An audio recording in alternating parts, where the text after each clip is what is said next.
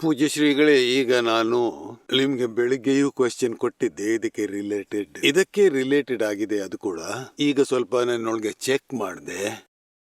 ಅಂದ್ರೆ ನನ್ನೊಳಗೆ unknown fear ಏನ್ ಬರುತ್ತೆ, ಫ್ಯೂಚರ್ ನ ಬಗ್ಗೆ ಪ್ರೆಸೆಂಟ್ ನಲ್ಲಿ ಇರೋಕ್ಕಾಗಲ್ಲ. ಪಾಸ್ಟ್ ನನ್ನನ್ನು ಎಳೆಯುತ್ತೆ. ಅದ್ರ ಹಿಂದೆ ನನ್ನ ವೈಫ್ ನ ಕೈಯೂ ಇದೆ. 19 ವರ್ಷಗಳ ಹಿಂದೆ ನನ್ನ ಹೆಂಡತಿ ಹೋಗ್ಬಿಟ್ಲು. Before 19 years. 19 ವರ್ಷಗಳ ಹಿಂದೆ ಅವಳು ಎಲ್ಲೋ ಮದುವೆ ಕೂಡ ಮಾಡ್ಕೊಂಡ್ಲು. ನಾನು ಅವಳ ಲೈಫಲ್ಲಿ ಇಂಟರ್ಫಿಯರ್ ಮಾಡಿಲ್ಲ. ನನ್ನ ತಪ್ಪುಗಳು ಇರಬಹುದು, ಮಾಡ್ಲಿ, ಮದುವೆ ಮಾಡ್ಕೊಳ್ಳಿ. ಡೈವೋರ್ಸ್ ತಗೊಳ್ಳದೆ ಯಾಕೆ ಮದುವೆ ಕೂಡ ಮಾಡ್ಕೊಂಡ್ಲು, ಅದರಲ್ಲೂ ನಾನು ಇಂಟರ್ಫಿಯರ್ ಮಾಡಿಲ್ಲ.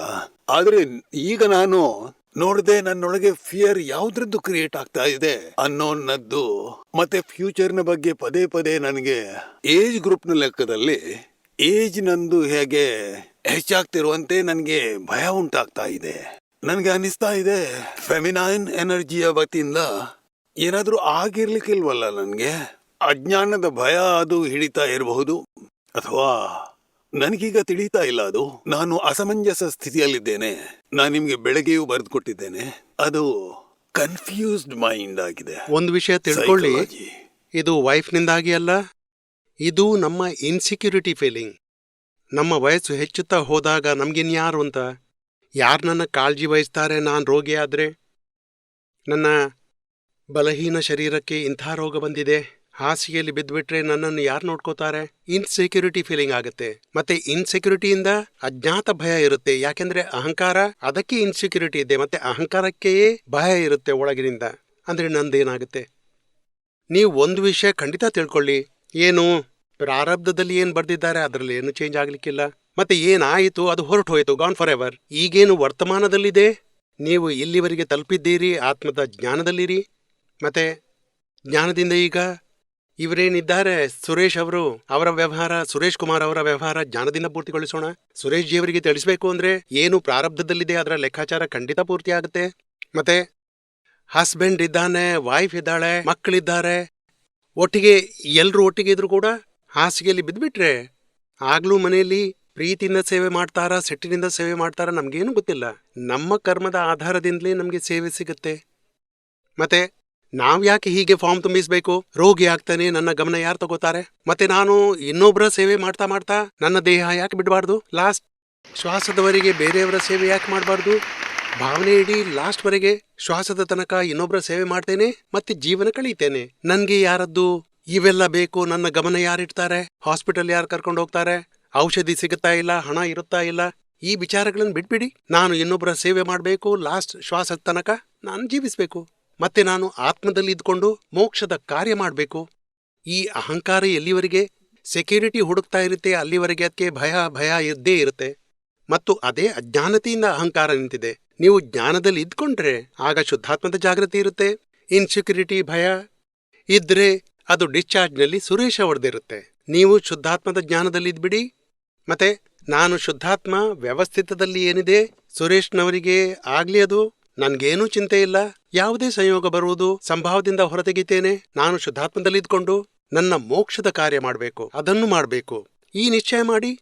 ಮತ್ತೆ ಯಾರ ಮೋಕ್ಷದ ಧ್ಯೇಯವಿದೆ ಅವರಿಗೆ ಏನೂ ತೊಂದರೆ ಬರಲಿಕ್ಕಿಲ್ಲ. ತನ್ನಷ್ಟಕ್ಕೆ ಎಲ್ಲವೂ ಸರಿಯಾಗಿ ಬಿಡುತ್ತೆ. ಪ್ರಕೃತಿ ಕೂಡ ಸಹಾಯ ಮಾಡುತ್ತೆ ಅವರಿಗೆ. ಅರ್ಥವಾಯ್ತಲ್ಲ ನಿಮ್ಗೆ? ಹೌದು. ಇದ್ರಲ್ಲಿ ಇನ್ನೊಂದು ಕನ್ಫ್ಯೂಷನ್ ಇದೆ ನನಗೆ. ಅದು ಪಾಸ್ ನಂದು. ಈಗ್ಲೂ ಹೇಳಿದೆ, ನನ್ನ ಪಾಸ್ ನನ್ನನ್ನು ಬಿಡೋದಿಲ್ಲ, ಎಳಿತಾ ಇದೆ. ಭವಿಷ್ಯದ ಬಗ್ಗೆ ಭಯ ಇದೆ. ಪ್ರೆಸೆಂಟ್ ಅಲ್ಲಿ ಇರೋಕ್ಕಾಗಲ್ಲ. ಪ್ರೆಸೆಂಟ್ ಅಲ್ಲಿ ಇರೋಕೆ ನಾನು ಏನ್ ಎಫರ್ಟ್ಸ್ ಮಾಡ್ಲಿ? ಈಗ ನೋಡಿ, ಪಾಸ್ಟ್ ನಿಮ್ಮನ್ನೇನು ಎಳೆಯುತ್ತೆ. ಯಾವುದೇ ದ್ವೇಷ ಇರಬಹುದು, ಅಮೋಹ ಇರಬಹುದು. ಅಂದ್ರೆ ಪಾಸ್ಟ್ನ ಪ್ರತಿಕ್ರಮಣ ಶುರು ಮಾಡಿ. ನೀವು ಜ್ಞಾನ ತಗೊಂಡಿದ್ದೀರಾ? ಇಲ್ಲ. ಅಂದ್ರೆ ನಾಡಿದ್ದು ಜ್ಞಾನ ಸಿಗುತ್ತೆ ನಿಮ್ಗೆ. ಆಮೇಲೆ ಜ್ಞಾನದ ವಿಷಯ ತಿಳಿದುಕೊಂಡು ಮೆಲ್ಲ ಮೆಲ್ಲನೆ ಪ್ರತಿಕ್ರಮಣ ಶುರು ಮಾಡಿ. ಹಿಂದೆ ಏನೇ ವ್ಯವಹಾರ ಆಗಿದೆ, ತಂದೆ ತಾಯಿ ಇದ್ದಾರೆ, ವೈಫ್ ಇದ್ದಾಳೆ, ಫ್ರೆಂಡ್ಸ್ ಇದ್ದಾರೆ, ಅಥವಾ ಫ್ಯಾಮಿಲೀಸ್ ಇದ್ದಾರೆ, ಅಥವಾ ಬಿಸ್ನೆಸ್ ಅಲ್ಲಿ ಯಾರೇ ವ್ಯಕ್ತಿಯವರೊಂದಿಗೆ ನಾವು ರಿಲೇಷನ್ ಅಲ್ಲಿ ಬಂದಿದ್ದೇವೆ, ಅವರೊಂದಿಗೆ ಏನೇ ಪ್ರಕಾರದ ಬಯಕೆ, ದ್ವೇಷ, ಎಲ್ಲ ತಿರಸ್ಕಾರ, ಮೋಹ, ಆಕ್ಷೇಪ, ದೋಷ, ದುಃಖ ಕೊಟ್ಟೆವು, ಏನೇ ಪ್ರಕಾರದ ದೋಷ ಆಗಿದೆ ಎಲ್ಲದರ ಕ್ಷಮೆ ಬೇಡ್ತಾ ಹೋಗ್ಬೇಕು, ಪ್ರತಿಕ್ರಮಣ ಮಾಡ್ತಾ ಹೋಗ್ಬೇಕು. ಮತ್ತು ಶುದ್ಧಾತ್ಮ ಪದದಲ್ಲಿ ಕೂತ್ಕೊಂಡು ಸುರೇಶ್ನವರ ಹತ್ರ ಪ್ರತಿಕ್ರಮಣ ಮಾಡಿಸ್ತಾ ಇರಬೇಕು. ಈ ಪ್ರತಿಕ್ರಮಣ ಮಾಡೋದ್ರಿಂದ ಯಾವಾಗ್ಲೂ ನೆನಪು ನಮ್ಗೆ ಯಾವ ವಿಷಯದ್ದು ಬರುತ್ತೆ? ಎಲ್ಲಿ ದ್ವೇಷವಿದೆ, ಎಲ್ಲಿ ಬಯಕೆ ಇದೆ, ಅವೇ ವಸ್ತುಗಳು ನಮ್ಗೆ ಹಿಂದೆ ಬರುತ್ತೆ. ನಾವು ಬಯಕೆ ದ್ವೇಷ ತೊಳೆದು ಬಿಟ್ರೆ ಆಗ ಬಯಕೆ ದ್ವೇಷ ಬಿಟ್ಟು ಹೋದ್ರೆ ಆಗ ಅದು ಮರೆತು ಹೋಗುತ್ತೆ. ಭೂತಕಾಲ ಕೂಡ ಬಿಟ್ಟು ಹೋಗುತ್ತೆ. ಮತ್ತೆ ಭವಿಷ್ಯದ ಚಿಂತೆ ಏನಿದೆ ಅದಕ್ಕಾಗಿಯೂ ಜ್ಞಾನ ಸಿಕ್ಕಿಬಿಡುತ್ತೆ. ಯಾರು ನಡೆಸುವಾತ ನಾನು ಶುದ್ಧಾತ್ಮನಾಗಿದ್ದೇನೆ, ಸೈಂಟಿಫಿಕ್ ಸರ್ಕಮ್ಸ್ಟಾನ್ಷಿಯಲ್ ಎವಿಡೆನ್ಸ್, ಒಂದು ಲೈಫ್ನ ಲೆಕ್ಕಾಚಾರ ಸುರೇಶ್ನವರದ್ದು ತಗೊಂಡೇ ಬಂದಿದ್ದೀರಿ. ಜನ್ಮದಿಂದ ಹಿಡಿದು ಮೃತ್ಯುವರೆಗಿನ ನಮ್ಮ ಲೆಕ್ಕಾಚಾರ, ಕರ್ಮದ ಲೆಕ್ಕಾಚಾರ ನಾವು ತಗೊಂಡೇ ಬಂದಿದ್ದೇವೆ. ಯಾವುದೇ ಬಿಸ್ನೆಸ್ ಮ್ಯಾನ್ನಿಗೆ ಲಾಸ್ನ ಇಚ್ಛೆ ಇರುತ್ತಾ ದಂಧೆಯಲ್ಲಿ? ಇಲ್ಲ, ಅದ್ರ ಬಗ್ಗೆ ನನ್ಗೆ ನಾಲೆಜ್ ಇಲ್ಲ, ಯಾವುದೇ ಬಿಸ್ನೆಸ್ ಮ್ಯಾನ್ ಇಚ್ಛೆ ಇಡ್ತಾನೆ ಹೀಗೆ ದಂಧೆಯಲ್ಲಿ ಲಾಸ್ ಬರ್ತಾ ಇರ್ಲಿ. ಇಲ್ಲ, ನಾನ್ ಬಿಸ್ನೆಸ್ ಮಾಡಿದ್ದೆ. ಪ್ರಾಫಿಟೇ ಬೇಕು ಅವನಿಗೆ. ನನ್ನ ಅನುಭವ ಅಂದ್ರೆ ನಾನ್ ಬಿಸ್ನೆಸ್ ಮಾಡಿದೆ, ಪೂರ್ತಿ ಲಾಸ್. ನಡೆಸಿದ್ದೀರಿ, ಅದು ಬೇರೆ. ಆದ್ರೆ ಯಾವುದೇ ಬಿಸ್ನೆಸ್ ಪ್ರಾಫಿಟ್ಗಾಗಿ ಮಾಡ್ತಾರ ಅಥವಾ ಲಾಸ್ಗಾಗಿ ಮಾಡ್ತಾರೆ? ಸಾಮಾನ್ಯ ಮನುಷ್ಯ ಈ ಬಗ್ಗೆ ಅಂತೂ ಎಲ್ರೂ ಪ್ರಾಫಿಟ್ಗಾಗಿ ಮಾಡ್ತಾರೆ, ಆಗ್ಲೂ ಲಾಸ್ ಬರುತ್ತೆ. ಇಚ್ಛೆ ಮಾಡದಿದ್ರೂ ಲಾಸ್ ಬಂದ್ಬಿಟ್ರೆ ಇಚ್ಛೆ ಮಾಡದಿದ್ರೂ ಆಗ ಪ್ರಾಫಿಟ್ ಬರ್ಬಹುದು. ಈ ಪ್ರಾಫಿಟ್ ಮತ್ತೆ ಲಾಸ್ ಒಂದು ಲೈಫ್ ನದ್ದು ಬರ್ದದ್ದು ಇದೆ, ಬರ್ದು ತಗೊಂಡ್ ಬಂದಿದ್ದೀರಿ. ಮತ್ತು ಆತ್ಮದ್ದು ಯಾಕೆ ಮಾಡಬಾರ್ದು ನಾವು? ಇದನ್ನು ತಿಳಿಯುವುದು ಮುಖ್ಯವಾಗಿದೆ. ಒಂದು ಲೈಫ್ನ ಸುಖ ದುಃಖ, ಅನುಕೂಲತೆ ಪ್ರತಿಕೂಲತೆ, ಪ್ರಾಫಿಟ್ ಲಾಸ್ ಎಲ್ಲ ಲೆಕ್ಕಾಚಾರ ಪೂರ್ತಿ ಮಾಡಿಯೇ ಇರ್ಬೇಕಾಗತ್ತೆ. ಹಾಗಾದ್ರೆ ನಾವು ಆತ್ಮಕ್ಕಾಗಿ ಜಾಗೃತರಾಗಿರ್ಬೇಕು, ಮತ್ತೆ ಮೋಕ್ಷದ ಪುರುಷಾರ್ಥ ಮಾಡ್ಬೇಕು. ನಾವು ಇದನ್ನು ತಿಳಿಯಬೇಕು. ನಾವು ಇದು ನೋಡಿ, ಮೋಕ್ಷದ ಪುರುಷಾರ್ಥ ನೀವು ಮಾಡಿದ್ರೆ ಭಯ ತೊಲಗುತ್ತೆ, ಇನ್ಸೆಕ್ಯೂರಿಟಿ ತೊಲಗುತ್ತೆ, ಮತ್ತೆ ಒಳಗಿನ ಆನಂದದಿಂದ ನೋಡಿ ಇಲ್ಲಿಯೇ ಅನುಭವದಲ್ಲಿ ಬರುತ್ತೆ. ಭವಿಷ್ಯದ ಚಿಂತೆ ಹೊರಟು ಹೋಗುತ್ತೆ, ಭೂತಕಾಲದ ಚಿಂತೆ ಕೂಡ ಹೊರಟು ಹೋಗುತ್ತೆ. ಈ ವರ್ತಮಾನದಲ್ಲಿ ಇರುವ ಒಂದೇ ಕೀಲಿಕಾಯಿ, ಎಲ್ಲ ಪ್ರಕಾರದ ಬಯಕೆ ದ್ವೇಷ ಅದನ್ನು ತೊಳಿಬೇಕು. ಮತ್ತೆ ವರ್ತಮಾನದಲ್ಲಿ ಸಂಭಾವದಿಂದ ಒಂದೊಂದು ವ್ಯವಹಾರನು ಪೂರ್ತಿಗೊಳಿಸಬೇಕು. ಮತ್ತೆ ಆತ್ಮದ ಜಾಗೃತಿಯಲ್ಲಿ ಇರುವುದರಿಂದಲೇ ವರ್ತಮಾನದಲ್ಲಿ ಇರಬಹುದು. ಈ ಸುರೇಶ್ ಅವರು ಭೂತ್ಕಾಲದಲ್ಲಿ ಹೊರಟೋದ್ರು ಅಥವಾ ಭವಿಷ್ಯಕ್ಕೆ ಹೋದ್ರು. ನೀವು ಆತ್ಮದಲ್ಲಿ ಇದ್ಕೊಂಡು ವರ್ತಮಾನದಲ್ಲಿ ಇರಬಹುದು. ಮತ್ತೆ ಭವಿಷ್ಯ ಮತ್ತೆ ಭೂತಕಾಲದ್ದು ಬಯಕೆ ದ್ವೇಷಗಳನ್ನ ಪ್ರತಿಕ್ರಮಣದಿಂದ ತೊಳೆಯಬಹುದು. ಅಂದ್ರೆ ಮೆಲ್ಲನೆ ವರ್ತಮಾನ, ಸುರೇಶ್ ಅವರಿಗೂ ವರ್ತಮಾನ ಇರುತ್ತೆ, ನಾವು ವರ್ತಮಾನದಲ್ಲಿ ಇರ್ತೇವೆ, ಮತ್ತೆ ಸುರೇಶ್ ಅವರು ವರ್ತಮಾನ ಸ್ಥಿತಿಯಲ್ಲಿ ಇರಬಹುದು. ಈ ಜ್ಞಾನದಿಂದ ಆಗತ್ತೆ. ಆಯ್ತು, ನೀವು ನನ್ಗೆ ಅಷ್ಟೊಂದು ಕೃಪೆ ಮಾಡ್ಬಿಡಿ, ಇಲ್ವೇ ಆಶೀರ್ವಾದ ಕೊಟ್ಬಿಡಿ. ನಾನು ವರ್ತಮಾನದಲ್ಲಿ ಇರ್ಬೇಕು, ಅದು ಮುಖ್ಯ. ಇದು ನನ್ನ ನಾಡಿದ್ದು ಜ್ಞಾನ ತಗೊಳ್ಳಿ, ಆಮೇಲೆ ಭವಿಷ್ಯ ಕಾಲ ತಿಳ್ಕೊಳ್ಳಿ, ವ್ಯವಸ್ಥಿತ ಅಧೀನ, ಮತ್ತೆ ಭೂತಕಾಲದ ಬಯಕೆ ದ್ವೇಷ ತೊಳೆದು ಬಿಡಿ. ಮತ್ತೆ ಸುರೇಶ್ ಅವರಿಂದ ಬೇರೆ ಇರುವ ಪುರುಷಾರ್ಥ ಇಟ್ಕೊಳ್ಳಿ ನೀವು. ಆಗ ವರ್ತಮಾನದಲ್ಲಿ ಇರುವ ನಿರಂತರತೆ ಶುರು ಆಗುತ್ತೆ. ಓಕೆ, ಧನ್ಯವಾದಗಳು. ರೇಖಾ ಚವಾಣ್, ಜೋಧ್ಪುರ್ನಿಂದ. ಹೇಳಿ. ನಾನು ಜ್ಞಾನ ಪಡೆದು 2 ವರ್ಷವಾಯಿತು. ನಾನು 3ನೇ ಬಾರಿ ಪರಿಸ್ಥಿತಿಯನ್ನು ಹೊಂದಾಣಿಸಿ ಇಬ್ರು ಬಂದಿದ್ದೇವೆ. ತುಂಬಾ ಒಳ್ಳೆಯದು. ಮತ್ತು ನಮಗೆ ತುಂಬಾ ಒಳ್ಳೆಯದೆನಿಸುತ್ತೆ. ನನ್ನ ಪ್ರಶ್ನೆ ಏನಂದ್ರೆ, ಜಗತ್ತಿನಲ್ಲಿ ಸಂಬಂಧಿಕರ ಮಹತ್ವವೇನು? ಪೂರ್ವಜನ್ಮದ್ದು ಅಥವಾ ಕರ್ಮದ್ದು? ಪೂರ್ವಜನ್ಮ ಅಲ್ಲಿ ಏನು ಕರ್ಮ ಕಟ್ಟಿದ್ರಿ ಅದುವೇ ಈ ಜನ್ಮದಲ್ಲಿ ಕರ್ಮದ ಫಲ ಬರುತ್ತೆ. ಇದರಿಂದಾಗಿ ಎಲ್ಲ ಸಂಬಂಧಗಳು ಬಂದು ಬಿಡುತ್ತವೆ. ಕರ್ಮದ ಫಲ ಕೂಡ ಹೇಳಲಾಗತ್ತೆ, ಮತ್ತೆ ಪೂರ್ವಕರ್ಮದ ಲೆಕ್ಕಾಚಾರ ಹಾಗೆಯೂ ಹೇಳ್ಬಹುದು. ಆದ್ರೆ ಎರಡೂ ಒಂದೇ ಮಾತು. ಮತ್ತೆ ಈ ಲೈಫ್ನಲ್ಲಿ ಹೊಸ ಬಯಕೆ ದ್ವೇಷ ಏನ್ ಮಾಡ್ತೀರಿ? ಹೊಸ ಬಯಕೆ ದ್ವೇಷ ಯಾವಾಗ ಆಗತ್ತೆ ಅಂದ್ರೆ, ಒಬ್ರು ಒಂದು ಮೋಹವನ್ನು ಒಪ್ಪಿದ್ರೆ ಬಯಕೆ ಮಾಡ್ತೀರಿ, ಮತ್ತೆ ಇಬ್ರು ಇನ್ನೊಬ್ಬರೊಂದಿಗೆ ದ್ವೇಷವಾಗುತ್ತೆ, ಆಗ ಕೆಟ್ಟ ಕರ್ಮ ಕಟ್ತೀರಿ. ಬಯಕೆ ಕರ್ಮ ಕಟ್ತೀರಿ ಅಥವಾ ದ್ವೇಷದ ಕರ್ಮ ಕಟ್ತೀರಿ. ಮತ್ತೆ ಆ ಕರ್ಮದ ಆಧಾರದಿಂದ ಹೊಸ ಸಂಬಂಧಗಳು ಶುರು ಆಗುತ್ತೆ ಇನ್ನೊಂದು ಲೈಫ್ನಲ್ಲಿ. ಇವೇ ತಾಯಿ ತಂದೆಯವರು, ಇವೇ ಅಕ್ಕ ತಂಗಿಯರು, ಇವೇ ಪತಿ ಪತ್ನಿ, ಇವೇ ಮಕ್ಕಳು, ಅದು ಸಿಗುತ್ತವೆ ಅಂತ ಯಾವುದೇ ನಿಯಮ ಇಲ್ಲ. ಒಂದು ಲೈಫ್ನಲ್ಲಿ ಏನು ಸಿಕ್ಕಿದೆ, ಇನ್ನೊಂದು ಲೈಫ್ನಲ್ಲಿ ಇನ್ನೊಂದು ಸಂಬಂಧಗಳಿಂದ ಸಿಗ್ಬಹುದು. ಅಣ್ಣ ಇರ್ಬೋದು, ಫ್ರೆಂಡ್ ಇರ್ಬೋದು, ಪತಿ ಇರ್ಬೋದು, ಇನ್ನೊಂದು ಸಂಬಂಧಕ್ಕೆ ಹೋಗ್ಬೋದು. ಹಾಗೆ ಆಗ್ಬಿಡುತ್ತೆ. ಅಥವಾ ಬಿಡುಗಡೆ ಕೂಡ ಆಗ್ಬಹುದು. ನಮ್ಮದೇ ಬಯಕೆ ದ್ವೇಷ ಈ ಸಂಬಂಧಗಳನ್ನು ಎಳೆದುಕೊಂಡು ಬರುತ್ತೆ. ನಮ್ಮ ಬಯಕೆ ದ್ವೇಷಗಳನ್ನು ನಾವು ತೊಳೆಯ ಬಯಸ್ತೇವೆ. ಈ ಲೈಫ್ನಲ್ಲಿ ಬಯಕೆ ದ್ವೇಷ ಎಲ್ಲ ತೊಳೆದು ಬಿಟ್ರೆ, ಅಂದ್ರೆ ಈ ಭರತ್ ಕ್ಷೇತ್ರದ ಲೆಕ್ಕಾಚಾರದಲ್ಲಿ ಪೂರ್ತಿಗೊಳಿಸಿ ಬಿಡುಗಡೆ ಪಡಿಬೇಕು. ಈ ಧ್ಯೇಯ ಹಿಡಿಬೇಕು. ಅಂದ್ರೆ ಈ ಲೈಫ್ನಲ್ಲಿ ಏನೇ ಸಂಬಂಧಗಳು ಬರುತ್ತವೆ ಅದರ ಬಗ್ಗೆ ಹೊಸ ಬಯಕೆ ದ್ವೇಷ ಮಾಡಬಾರ್ದು. ಸಮಭಾವನ ಇಟ್ಕೊಂಡು ಪೂರ್ತಿಗೊಳಿಸಬೇಕು, ಅದನ್ನು ಮುಗಿಸ್ಬಿಡ್ಬೇಕು. ಮತ್ತೆ ಹೊಸ ಭಾವವಂತೂ ಇಷ್ಟೇ ಇಡಬೇಕು. ಸಿಮಂದರ್ ಸ್ವಾಮಿಯವರ ಶರಣಕ್ಕೆ ಹೋಗ್ಬೇಕು ಮತ್ತು ಮೋಕ್ಷಗತಿ ಪಡಿಬೇಕು. ಈ ಸಂಸಾರದಲ್ಲಿ ಇನ್ನೊಂದು ಪತಿ ಬೇಕು, ಇನ್ನೊಂದು ಜನ್ಮದಲ್ಲಿ ಮಗ ಬೇಕು, ಏನೂ ಬೇಡ. ಮೋಕ್ಷ ಬಿಟ್ಟು ಈ ಸಂಸಾರದ ಯಾವ ವಿನಾಶಿ ವಸ್ತುಗಳು ಬೇಡ. ಬಂಬಾಟಾದ ಭಾವನೆ ಇಡಬೇಕು. ಮತ್ತೆ ಏನೇ ಈ ಲೈಫ್ನಲ್ಲಿ ಮೋಹವಿದೆ, ಬಯಕೆ ದ್ವೇಷ ಯಾರೊಂದಿಗೆ ಆಗತ್ತೆ, ಎಲ್ಲ ಪ್ರತಿಕ್ರಮಣ ಮಾಡಿ ತೊಳೆದು ಬಿಡಿ. ಮತ್ತೆ ಭಾವನೆ ಗಟ್ಟಿ ಮಾಡಿ ನೀವು. ಅಂದ್ರೆ ಈ ಫೈಲ್ ಪೂರ್ತಿಗೊಳಿಸ್ಬೇಕು. ಈಗ ಸಂಸಾರ ಬೇಡ, ಮೋಕ್ಷ ಬೇಕು.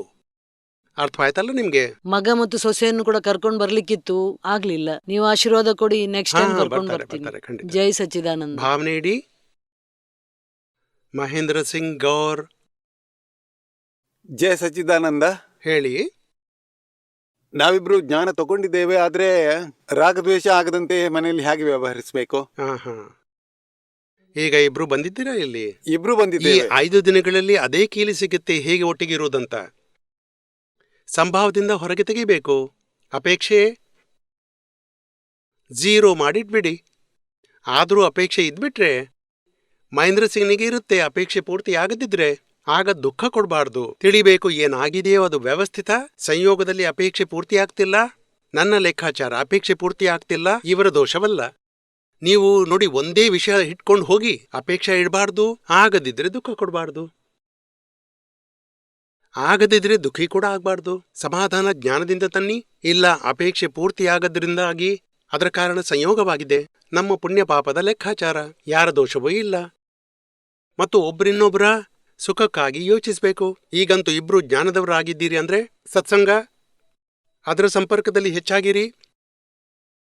ವಿಜಯ್ ಸಿಂಗ್ ಸಂಚಾರ್ ಹೇಳಿ. ನನಗೆ ಫೈಲ್ 2ನೊಂದಿಗೆ ಸಮಸ್ಯೆ. ನನ್ನ ಮದುವೆಗೆ 27 ವರ್ಷ ಆಯ್ತು.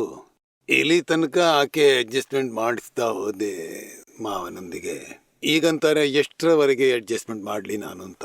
ಮಗ ಸೊಸೆ ಜೊತೆನೂ ಅಡ್ಜಸ್ಟ್ಮೆಂಟ್ ಬೇಕು. ಅಡ್ಜಸ್ಟ್ಮೆಂಟ್ ಮಾಡೋದ್ರಿಂದ ನಮ್ಮ ಕ್ರೋಧ ಮಾನ ಮಾಯ ಲೋಭ ಮುಗಿದು ಹೋಗುತ್ತೆ. ಅಡ್ಜಸ್ಟ್ಮೆಂಟ್ ಮಾಡೋದ್ರಿಂದ ಅವರ ಒಳಗಿರುವ ಭಗವಂತ ಖುಷಿ ಮಾಡ್ತಾರೆ, ಆಶೀರ್ವಾದ ಕೊಡ್ತಾರೆ, ನಮ್ಮ ಮೋಕ್ಷದ ಪ್ರಗತಿ ಆಗುತ್ತೆ. ಅಂದ್ರೆ ಅಡ್ಜಸ್ಟ್ಮೆಂಟ್ ಅಲ್ಲಿ ಅದೇನಂದ್ರೆ ನಮ್ಗೆ ಸುಖವಿದೆ. ತಕರಾರು ಹೋಗಲಾಡಿಸಿದ್ರೆ ನಮ್ಗೆ ಸುಖವಿದೆ. ಅವ್ರಿಗೆ ಹೇಳ್ತೇನೆ, ಆದ್ರೆ ಅವರನ್ನು ಸತ್ಸಂಗದಲ್ಲಿ ಕರ್ಕೊಂಡು ಬನ್ನಿ. ಬಂದಿದ್ದಾರೆ. ಅಂದ್ರೆ ಅವರಿಗೆ ಹೆಚ್ಚು ಜ್ಞಾನದ ಕೀಲಿಕಾಯಿ ಸಿಗುತ್ತೆ. ಅವ್ರಿಗೆ ಏನ್ ಬೇಕಿದೆ ಎಲ್ಲ ಜ್ಞಾನ ಸಿಗುತ್ತೆ 5 ದಿನಗಳಲ್ಲಿ. ಮತ್ತೆ ನಮಗೆ ಮನಸ್ಸಿಗೆ ಒಳ್ಳೇದನಿಸುತ್ತೆ, ದಾದಾಜಿ ಹೇಳಿದ್ದು ಒಳ್ಳೇದು ಅಂತ. ಅದೇ ಮನಸ್ಸಿನಲ್ಲಿ ಅಜ್ಞಾನ ಮಾನ್ಯತೆ ಎಲ್ಲ ಬಿಟ್ಟು ಹೋಗುತ್ತೆ, ಜ್ಞಾನ ಜಾಗೃತಿ ಸೆಟ್ ಆಗುತ್ತಾ ಹೋಗುತ್ತೆ. ಮತ್ತೆ ತನ್ನಷ್ಟಕ್ಕೆ ಆಚರಣೆ ಚೇಂಜ್ ಆಗುತ್ತಾ ಹೋಗುತ್ತೆ, ಮನಸ್ಸಿನಲ್ಲಿ ಸಮಾಧಾನ ಸಿಗುತ್ತೆ. ನೀವು ಸ್ವಲ್ಪ ತಿಳಿಸಿ ಹೇಳಿ. ಎಲ್ಲಿದ್ದಾರೆ ವಿಜಯ್ ಸಿಂಗ್ನ ಮನೆ? ಯಾಕೆ ಎಲ್ಲಿ ಕೂತಿದ್ದಾರೆ? ಅಲ್ಲಿ ಮಹಿಳೆಯರ ಜೊತೆ. ಮಹಿಳೆಯರ ಜೊತೆಗೆ ಕೂತಿದ್ದಾರೆ. ಆದ್ರೆ ಎಲ್ಲಿದ್ದಾರೆ? ನೀವು ಹುಡುಕುವ ಅಗತ್ಯವಿಲ್ಲ, ಅವರೇ ನಿಂತ್ಕೋತಾರೆ. ನಿಮ್ಗೇನು ಹೇಳಿಕೆದೆಯಾ? ಅವರ ಹೆಸರೇನು? ಉಷಾ. ಜೈ ಸಚ್ಚಿದಾನಂದ. ಜಯ ಸಚ್ಚಿದಾನಂದ. ನಿಮ್ಗೇನು ಹೇಳಿಕೆದೆಯಾ? ನನಗೆ ತುಂಬಾ ಕೋಪ ಬರುತ್ತೆ. ಯಾರ ಮೇಲೆ? ಪರಿವಾರದ ಮೇಲೆ. ಅದರಲ್ಲಿ ಯಾರ ತಪ್ಪು ತೆಗಿದ್ದೀರಿ? ತಪ್ಪು ನಂದೇ, ನಾನು ತುಂಬಾ ಮಾತಾಡ್ತೀನಿ. ನೀವು ಅದನ್ನು ತಿಳ್ಕೊಳ್ಳಿ. ನಮ್ಮ ಲೆಕ್ಕಾಚಾರವಿದು. ನಮ್ಮ ಭಾಗ್ಯ ಇಷ್ಟು ಇದೆ ಅಂದ್ರೆ ಇಲ್ಲಿ ಏನು ಪರಿವಾರದಲ್ಲಿ ಏನು ದುಃಖ ಇರ್ತಿರ್ಲಿಲ್ಲ, ನಾವು ಸತ್ಸಂಗಕ್ಕೂ ಬರ್ತಿದ್ದಿಲ್ಲ. ಪರಿವಾರದಲ್ಲಿ ಏನಾದರೂ ತೊಂದರೆ ಬಂದ್ರೆ ಸರಿ, ಶಾಂತಿ ಎಲ್ಲಿಂದ ತಗೊಳ್ಳುದು? ಹುಡುಕ್ತಾ ದಾದಾ ಭಗವಾನ್ರ ಚರಣಕ್ಕೆ ಬಂದ್ಬಿಟ್ಟೆವು. ನಾನು ಏನಾದ್ರೂ ಸರಿ ಮಾಡ್ಲಿಕ್ಕೆ ಹೋದ್ರು ಕೂಡ ನನ್ ಮೇಲೆ ಯಾಕೆ ಕೋಪ ಮಾಡ್ಕೋತಾರೆ ಅವರೆಲ್ಲ? ಕ್ರೋಧ ಮಾಡ್ತಾರೆ. ನಮ್ಮ ಕ್ರೋಧವನ್ನು ಮುರಿಲಿಕ್ಕಾಗಿ ಕ್ರೋಧ ಮಾಡ್ತಾರೆ. ನಮ್ಮ ಅಹಂಕಾರವನ್ನು ಮುರಿಯುತ್ತೆ. ನೀವು ಖುಷಿ ಪಡಿ. ಮತ್ತೆ ನೀವು ಏನ್ ಹೆಸರು ನಿಮ್ದು? ಉಷಾ ಸಂಚಾರ್. ಉಷಾಳಿಗೆ ಹೇಳ್ಬೇಕು, ಉಷಾ ನಮ್ಮ ಲೆಕ್ಕಾಚಾರ ಪೂರ್ತಿ ಮಾಡ್ಬೇಕು. ನಾವು ಯಾರಿಂದಲೋ 25,000 ತಗೊಂಡಿದ್ದೇವೆ, ಯಾರಿಂದ 5,000 ತಗೊಂಡಿದ್ದೇವೆ, ಇನ್ನೊಬ್ಬರಿಂದ 1,00,000 ತಗೊಂಡ್ರೆ ಅವ್ರ ಹಿಂದೆ ಕೇಳಲಿಕ್ಕಿಲ್ವಾ? ಹೀಗೇನೆ ಪೂರ್ವಜನ್ಮದಲ್ಲಿ ಯಾರಿಗೋ ದುಃಖ ಕೊಟ್ಟಿದ್ರಿ, ಯಾರದೋ ದೋಷ ನೋಡಿದ್ರಿ, ಯಾರನ್ನೋ ಅವಮಾನ ಮಾಡಿದ್ರಿ, ಆ ಎಲ್ಲ ಲಾಸ್ ಅನ್ನು ಈಗ ನಾವು ಹಿಂದೆ ಕೊಡ್ಬೇಕಾಗತ್ತೆ ಈ ಜನ್ಮದಲ್ಲಿ. ಈಗ ಹೊಸ ಅನ್ಯಾಯ ಮಾಡಬೇಡಿ, ಹಿಂದಿನ ಜನ್ಮದ ಶಿಕ್ಷೆ ಪಡೆಯಿರಿ, ನಾವು ಮುಕ್ತರಾಗ್ತಾ ಹೋಗ್ತೇವೆ. ಯಾರಾದರೂ ಕ್ರೋಧ ಮಾಡಿದ್ರೆ ಆಗ ಉಷಾಳಿಗೆ ಹೇಳ್ಬೇಕು, ಅದು ಆಗಿನ ಲೆಕ್ಕಾಚಾರ, ನೀನು ಚಿಂತಿಸಬೇಡ. ನೋಡಿ, ನಾಯಿ ನಮ್ಮ ಮುಂದೆ ಬೊಗಳಿದ್ರೆ ನಾವೇನು ಮಾಡ್ತೇವೆ? ಬಹು ಮಾಡ್ತೇವಾ ಅದರ ಮುಂದೆ? ನಾವು ತಿಳಿಬೇಕು, ಅದು ಮಾಡುತ್ತೆ, ನಾವು ಮಾಡಬಾರ್ದು. ನಮ್ಮ ಲೆಕ್ಕಾಚಾರ ಪೂರ್ತಿ ಮಾಡುತ್ತೆ. ನಾವು ಅದರೊಂದಿಗೆ ಪ್ರೀತಿಯಿಂದ ಇರಬೇಕು. ಮತ್ತೊಂದಿಗೆ ಕ್ಷಮೆ ನಮ್ಮ ನಿಮಿತ್ತದಿಂದ ಅದಕ್ಕೆ ಕ್ರೋಧ ಮಾಡಬೇಕಾಗತ್ತೆ. ಅದರ ಕ್ಷಮೆ ಕೂಡ ಬೇಡಬಿಡೋಣ. ನಮ್ಗೆ ಬಿಡುಗಡೆ ಬೇಕು, ನಮ್ಗೆ ಮೋಕ್ಷ. ನಿಮ್ಗೆ ಮೋಕ್ಷ ಬೇಕಾ ಅಥವಾ ಒಳ್ಳೆ ಇನ್ನೊಬ್ಬ ಪತಿ ಸಿಗ್ಲಿ, ಇನ್ನೊಂದು ಅತ್ತೆ ಮಾವ ಸಿಗ್ಲಿ, ಇನ್ನೊಂದು ಪರಿವಾರ ಸಿಗ್ಲಿ, ಇನ್ನೊಂದು ಜನ್ಮದಲ್ಲಿ ಬೇಕಾ ನಿಮ್ಗೆ? ನನ್ಗೆ ಮೋಕ್ಷಕ್ಕೆ ಹೋಗ್ಬೇಕಿದ್ರೆ ಮತ್ತೆ ಲೆಕ್ಕ ಪೂರ್ತಿ ಮಾಡಿ. ಸಂಭಾವದಿಂದ ಒಂದು ಲೆಕ್ಕ ಪೂರ್ತಿ ಆಯ್ತು. ಹೊಸ ಸಿಮಂದರ್ ಸ್ವಾಮಿ ಬೇಕು, ಹೊಸ ಸಂಸಾರ ಬೇಡ, ಮೋಕ್ಷ ಬೇಕು. ಆಗ ಮತ್ತೆ ಈ ಲೆಕ್ಕಾಚಾರ ಪೂರ್ತಿ ಆದರೆ ಮೋಕ್ಷ ಸಿಗುತ್ತೆ. ನಿಮ್ಮ ಆಶೀರ್ವಾದ ಬೇಕಷ್ಟೇ. ಇದನ್ನು ಹಿಡ್ಕೊಂಡು ಹೋಗಿ ಮನಸ್ಸಿಂದ ಆಶೀರ್ವಾದ ಕೊಡ್ತಿದ್ದೇನೆ. ಈ ಮೋಕ್ಷ ಮಾರ್ಗ ಪೂರ್ತಿ ಮಾಡಿ. ಇಂತಹ ಪತಿ ಪತ್ನಿ ಮನೆ ವ್ಯವಹಾರ ಗೃಹಸ್ಥಿಯಲ್ಲಿ ಇದ್ಕೊಂಡು ಮೋಕ್ಷ ಪಡೆಯೋದು ತುಂಬಾ ತುಂಬಾ ಕಠಿಣವಾಗಿದೆ. ಇದಂತೂ ಅಪವಾದ ಮಾರ್ಗದಲ್ಲಿ ನಮ್ಮ ಕೋಟಿ ಜನ್ಮದ ಪುಣ್ಯವಾಗಿರ್ಬೇಕು. ಮೋಕ್ಷ ಮಾರ್ಗ ನಮಗೆ ಸಿಕ್ಕಿಬಿಟ್ಟಿದೆ. ಜೈ ಸಚ್ಚಿದಾನಂದ. ಒಳಗಿನಿಂದ ಈಗ ಜ್ಞಾನದಲ್ಲಿ ಇದ್ಕೊಂಡು 5 ಆಜ್ಞೆಯಲ್ಲಿ ಇದ್ಕೊಂಡು ಒಂದು ಅವತಾರದಲ್ಲಿ ಏನೇ ದುಃಖ ಬಂದ್ರು ಮತ್ತೆ ಒಂದು ಅವತಾರದಲ್ಲಿ ಮುಕ್ಕಾಲು ಅವತಾರ ಅಂತ ಹೋಗ್ಬಿಟ್ಟಿದೆ, 5:25 ಉಳಿದು ಬಿಟ್ಟಿದೆ. ಇಷ್ಟನ್ನು ಸಂಭಾವದಿಂದ ಹೊರತೆಗೆದ್ರೆ ಆಗ ಮೋಕ್ಷವನ್ನು ಯಾರು ತಡೆಯಲಾರದು. ಜೈ ಜಯ ಸಚ್ಚಿದಾನಂದ. ಸಚ್ಚಿದಾನಂದ. ಪ್ರೀತಿಯಿಂದ ಇರಿ ಎಲ್ಲರ ಜೊತೆಗೆ ನೀವು. ಮಮತಾ, ಜೈಪುರ್. ಪೂಜ್ಯಶ್ರೀ, ಫೈಲ್ ನಂಬರ್ 1 ತುಂಬಾ ಬುದ್ಧಿ ತುಂಬಾ ಕ್ರೋಧಿತವಾಗುತ್ತೆ, ಕಂಟ್ರೋಲ್ನಲ್ಲೇ ಇರುವುದಿಲ್ಲ. ಫೈಲ್ 1 ತುಂಬಾ ನನಗೆ ಸಮಜಾಯಿಸ್ತಾರೆ ಕೂಡ, ಆದ್ರೆ ಅರ್ಥ ಮಾಡಿಕೊಳ್ಳ ಆಗುದಿಲ್ಲ. ಆ ಸಮಯ ಅಂತೂ ಅರ್ಥವಾಗುತ್ತೆ, ಆದ್ರೆ ಪುನಃ ಮತ್ತೆ ಅದೇ ತಪ್ಪನ್ನು ಪುನಃ ಮಾಡ್ತೀನಿ. ಅಂದ್ರೆ ನೀವು ಮಮತಾಳ ಬಗ್ಗೆ ಹೇಳ್ತೀರಿ. ಹೌದು, ಮಮತಾನದು. ಅವಳಂತೂ ತಪ್ಪು ಮಾಡ್ತಾಳೆ, ಇನ್ನೊಂದು ಲೇಯರ್ ಬಂತು. ವಾಪಸ್ ಅವಳಿಗೆ ಹೇಳ್ಬೇಕು, ಮಮತಾ ಪ್ರತಿಕ್ರಮಣ ಮಾಡು, ಎದುರಿನವನನ್ನ ನಿರ್ದೋಷ ನೋಡು, ಮತ್ತೆ ನಿಮ್ಮ ತಪ್ಪಿಗೆ ಪ್ರತಿಕ್ರಮಣ ಮಾಡಿ. ಒಂದೊಂದು ಲೇಯರ್ ಕಡಿಮೆ ಆಗುತ್ತಾ ಹೋಗುತ್ತೆ. ಅದರ ಕಾರಣವೇನು? ಈ ದೋಷ ಯಾರಾದರೂ ಅವಮಾನ ಮಾಡಿದ್ರೆ, ಯಾರಾದರೂ ನಮ್ಮ ತಪ್ಪು ತೆಗೆದ್ರೆ, ನಾವು ಎಷ್ಟು ಬಾರಿ ಅವರ ಬಗ್ಗೆ ಕೆಟ್ಟದ್ದು ಯೋಚಿಸ್ತೆ? ಒಮ್ಮೆ ಮಾತ್ರ, ಅಥವಾ 25 ಸಲ. ಪ್ರತಿ ಬಾರಿ. ಅರೆ, ಎಷ್ಟು ಸಲ ನೆನಪಾಗುತ್ತೆ? 50, 100, 200 ಬಾರಿ. ಅಂದ್ರೆ 200 ಲೇಯರ್ ಒಂದರ ಮೇಲೆ ಒಂದು ಬಂತು. ಈಗ ಆ ಲೇಯರ್ ವಾಪಸ್ ಇನ್ನೊಂದು ಜನ್ಮದಲ್ಲಿ ಫಲ ನೀಡುತ್ತೆ. ಕೆಲವರದು 200 ಲೇಯರ್ ಇರುತ್ತವೆ, ಕೆಲವರದು 500 ಲೇಯರ್ ಇರುತ್ತವೆ. ಪ್ರತಿಕ್ರಮಣ ಮಾಡ್ತಾ ಹೋಗಿ, ಖಂಡಿತ ಒಂದು ಲೇಯರ್ ಅಂತೂ ಕಡಿಮೆ ಆಗುತ್ತೆ. ಇನ್ನೊಮ್ಮೆ ಪ್ರತಿಕ್ರಮಣ ಮಾಡಿದ್ರೆ ಇನ್ನೊಂದು ಲೇಯರ್ ಕಡಿಮೆ ಆಗುತ್ತೆ. ಮೊದ್ಲಿಂದ 5%, 10% ಶಾಂತಿ ಹೆಚ್ಚಾಗಿದೆಯಲ್ಲ.